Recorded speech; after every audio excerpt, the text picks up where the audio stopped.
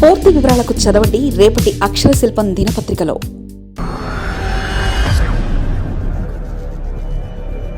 PGRS అంతా దమ్మబూస్. ఆంధ్రప్రదేశ్ అంతటా అదే పరిస్థితి. ఫిర్యాదు, నమోదు, నో పరిష్కార్. సొల్యూషన్ లేకుండానే సొల్యూషన్ ఇచ్చేస్తూ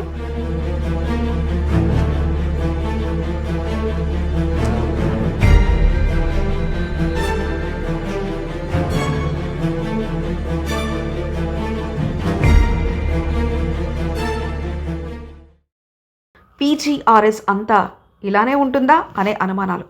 మీకు ఈ వ్యవస్థలో ఒక సమస్య వచ్చింది. వెంటనే మీరు ప్రభుత్వానికి ఫిర్యాదు చేయాలనుకున్నారు.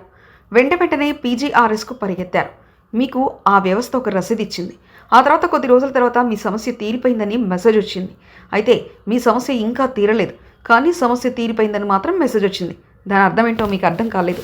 ఫలానా మండలం ఫలానా గ్రామానికి చెందిన ఫలానా అతను ఆయన ఆర్జీని సమర్పిస్తూ ఒక కుమారుడు పుట్టుకతోనే మానసిక శారీరక వికలాంగుడని ఇప్పటివరకు 6,000 పెన్షన్ పొందుతున్నారని ఫిర్యాదు. మంచం మీదనే కదలలేని స్థితిలో ఉన్న తన కుమారునికు 15,000 రూపాయల పెన్షన్ మంజూరు చేయాలని కోరి ఫిర్యాదు. ఇది పరిష్కారం కాలేదు, అయినా సరే పరిష్కారమైనట్లు మెసేజ్.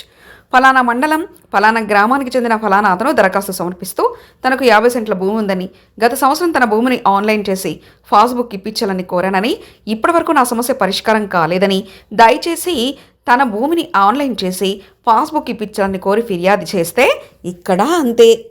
సమస్యలు పరిష్కారం కాకుండానే సమస్యలు పరిష్కారం అయిపోయినట్లు, సమస్యను పూర్తిగా తెలుసుకోకుండానే తెలిసినట్లు ఇలా ఉంది ప్రస్తుతం పీజీఆర్ఎస్ వ్యవస్థ మొత్తం. రాష్ట్ర ప్రభుత్వంలో మొత్తం మీద ఇలా ఉందా, లేక కొన్ని జిల్లాల్లో మాత్రమే ఇలా ఉందా తెలియదు, కానీ మొత్తం మీద పీజీఆర్ఎస్ మొత్తం అస్తవ్యస్తంగా ఉంది.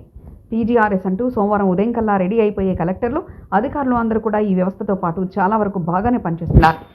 కానీ సమస్యల ఆర్జీలు అందుకోవడం దగ్గర నుంచి పనిచేస్తున్న వైనం బాగానే ఉంది, కానీ పరిష్కారం మాత్రం కుదరడం లేదు. దీని చాలా ఉదాహరణలే అక్షర శిల్పం ఇస్తుంది.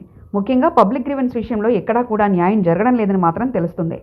Public grievance redressal system Andhra Pradesh ప్రభుత్వం ప్రవేశపెట్టిన ఈ వ్యవస్థ ద్వారా ప్రజలు తమ ఫిర్యాదులు, సమస్యలు నేరుగా జిల్లా కలెక్టరేట్, మండల, డివిజనల్, మున్సిపల్ కార్యాలయాల్లో ఆన్లైన్ ప్లాట్ఫామ్ల ద్వారా నమోదు చేయవచ్చు. ఇది పౌరుల సమస్యలను సకాలంలో పారదర్శకంగా పరిష్కరించడానికి ఉద్దేశించిన వ్యవస్థ. కొన్నిసార్లు దీన్ని స్పందన కార్యక్రమంగా కూడా పిలుస్తారు. పీజీఆర్ఎస్ ఫిర్యాదులను గడువులోపు అధికారుల స్వీయ పర్యవేక్షణలో పరిష్కరించాలని ఆయా జిల్లా కలెక్టర్ల ఆదేశాలు ఇస్తుంటారు. పీజీఆర్ఎస్ ఫిర్యాదుల పరిష్కారంపై వివిధ శాఖల అధికారులతో గూగుల్ మీట్లలో సమీక్షిస్తారు. పీజీఆర్ఎస్ ఫిర్యాదులను సక్రమంగా పరిష్కరించింది లేనిది లోపాలను గుర్తించడానికి నియమించిన ప్రీ ఆడిట్ కమిటీ విజ్ఞాపనలకు సంబంధించి తనిఖీ నిర్వహిస్తుంటారు. ఆ ఫిర్యాదులకు సంబంధించి వివిధ కారణాలను తెలుపుతూ సక్రమంగా పరిష్కరించలేదని ఫిర్యాదుల అభిప్రాయాన్ని ప్రీ ఆడిట్ కమిటీకి వెల్లడిస్తుంటారు. ఆయా అధికారులు వీటిని పునఃపరిశీలన చేసి లోపాలను సరిదిద్దాలని ఆదేశాలు ఇస్తుంటారు. నిజానికి పీజీఆర్ఎస్ అంటే చంద్రబాబు, పవన్ కళ్యాణ్, లోకేష్ కలిపి తీసుకుంటున్న ప్రతిష్టాత్మక నిర్ణయం. ప్రతిరోజు ఫిర్యాదులు రావాలి, ఆ ఫిర్యాదులలో కొంతైనా ప్రజలకు పరిష్కారం కావాలనేది వారి ఉద్దేశం. కానీ ఇక్కడ జరుగుతుంది మాత్రం ఇందుకు విరుద్ధం. ముఖ్యంగా చెప్పాలంటే ప్రభుత్వంలో చాలా ఫిర్యాదులు వచ్చినప్పటికీ అవి ఎలా వస్తున్నాయనేది పక్కన పెడితే ఎలా ముగుస్తున్నాయనేది మాత్రం చర్చనీయాంశం అవుతుంది. నిజానికి పీజీఆర్ఎస్ అంటే చంద్రబాబు అలాగే పవన్ కళ్యాణ్, లోకేష్ కలిపి తీసుకుంటున్న ప్రతిష్టాత్మక నిర్ణయం. ప్రతిరోజు ఫిర్యాదులు రావాలి, ఆ ఫిర్యాదుల నుంచి కొంతైనా ప్రజలకు పరిష్కారం కావాలనేది వారి ఉద్దేశం. కానీ ఇక్కడ జరుగుతుంది మాత్రం అందుకు విరుద్ధం. ఫిర్యాదులు వచ్చిన తర్వాత పరిష్కారం అవ్వకపోగా కనీసం ఎవరికంటే ఫిర్యాదుదారులకు కూడా తెలియకుండానే కొన్ని పరిష్కారం అయిపోతున్నాయి. అది ఎలా అంటే అది కూడా బ్రహ్మ పదార్థంగా మారింది.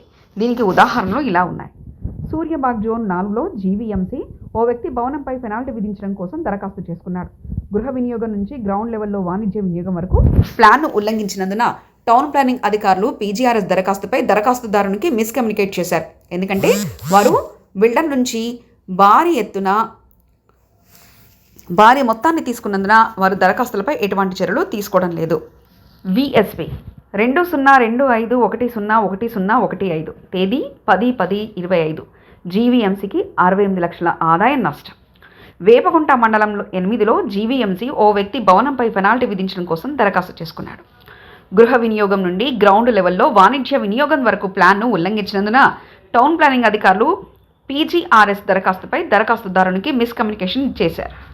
ఎందుకంటే వారు బిల్డర్ నుంచి భారీ మొత్తాన్ని లాగేశారు, దరఖాస్తుపై ఎటువంటి చర్యలు తీసుకోలేదు.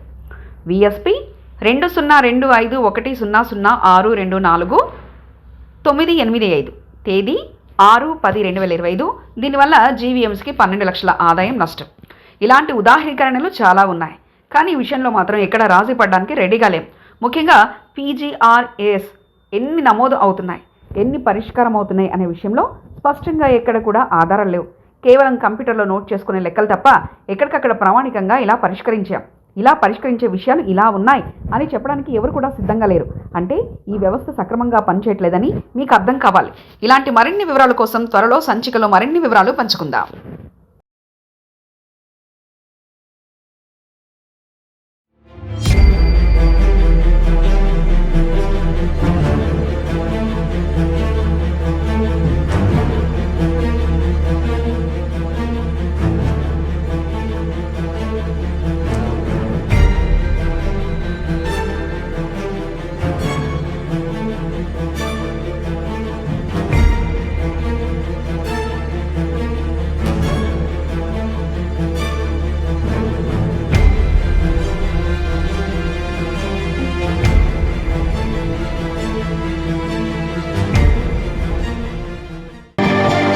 మరిన్ని కథనాల కోసం సబ్స్క్రైబ్ చేసుకోండి మీ అక్షర శిల్పం. పూర్తి వివరాలకు చదవండి రేపటి అక్షర శిల్పం దినపత్రికలో.